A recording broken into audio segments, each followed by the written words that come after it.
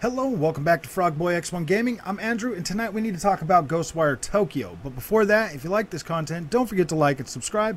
It really helps out with the show.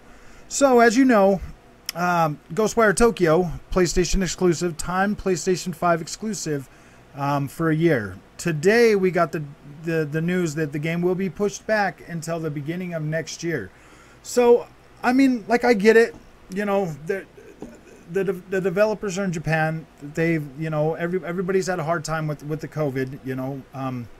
I don't really fault the developers for that, but I mean, you could play devil's advocate and be like, well, wait, are these Bethesda games getting pushed back just because, you know, they're Microsoft now and they don't want the PlayStation to get as many exclusives this year or something? No, guys, that is not the case, not at all. I don't believe that would happen. I mean, like, these companies aren't shady like that to each other. I mean, Microsoft, we've all seen the Microsoft lineup, what they have for Xbox.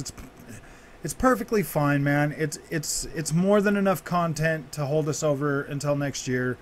So I don't think that's the case. I just want to get that right out of the way before anybody like starts to think that. That's definitely not the case. Ghostwire Tokyo is a new IP. It's a new concept for a game. So I mean, these guys want to get it good, right? They want to get it perfect. They want to put out a good game. I am looking forward to Ghostwire Tokyo. That is one game that is one of the games that I'm probably going to buy on the PlayStation 5. I've went kind of back and forth on it just because I don't really know or understand what it really is, but I'm curious about it, and I'm gonna go ahead and play this because it's most definitely going to be a horror game. So, I mean, I'm thinking it's going to be in line with something kind of like, you know, the new first-person shooter Resident Evils, just in an open city space of Tokyo, Japan. So to me, this is going to be an interesting game, and I can't wait to pick this up. It does suck that we now have to wait until next year for this, but as it sits right now, I mean, with the Ghost of Tsushima upgrade, with the Death Stranding, you know, director's cut that Hideo Kojima says is not a director's cut. This is more stuff added. This isn't stuff that he cut. This is stuff that he went back to the board and made and put into the game. So, like, I agree with him there. I'm definitely looking forward to Death Stranding, the director's cut, or, you know, I'm looking forward to more content for Death Stranding. Definitely looking forward to that.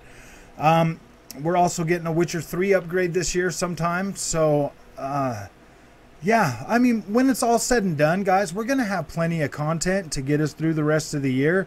We just kind of hit that spot in the summer, you know, where things are turning, but they're not turning fast enough. But it's coming, you know. I mean, it's gonna get there again. We're gonna start getting, you know, our content drops, and we're gonna be happy, and we're gonna all look back on this slow time, you know, throughout, you know, the beginning of this console generation, and we're gonna have plenty of stuff to play like we did last generation.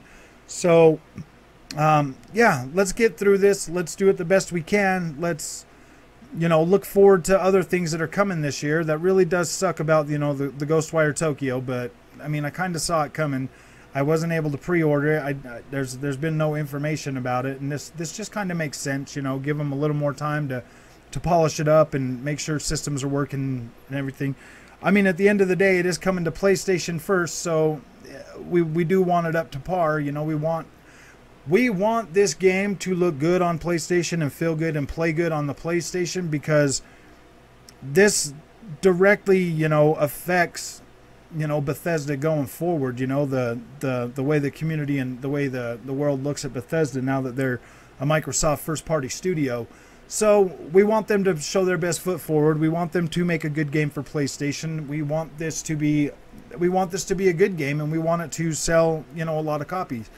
So, I mean, like I said, at the end of the day, I basically saw this coming a little while back. I'm still hopeful for Horizon Forbidden West, but at the end of the day, if things don't fall into place, they don't fall into place, and we'll be looking at early next year for that as well. Yeah, hopefully we get some more PlayStation content, because I mean, as it sits right now, I'm gonna be pretty happy, you know, with Ghost of Tsushima upgrade and the the Death Stranding upgrade. I'm gonna be pretty happy with those for the most part. That's definitely gonna get me at least another 40 to 50 hours of gameplay on my PlayStation 5. So I'm looking forward to it. And yeah, if you like this content, don't forget to like and subscribe. I'll see you in the next one.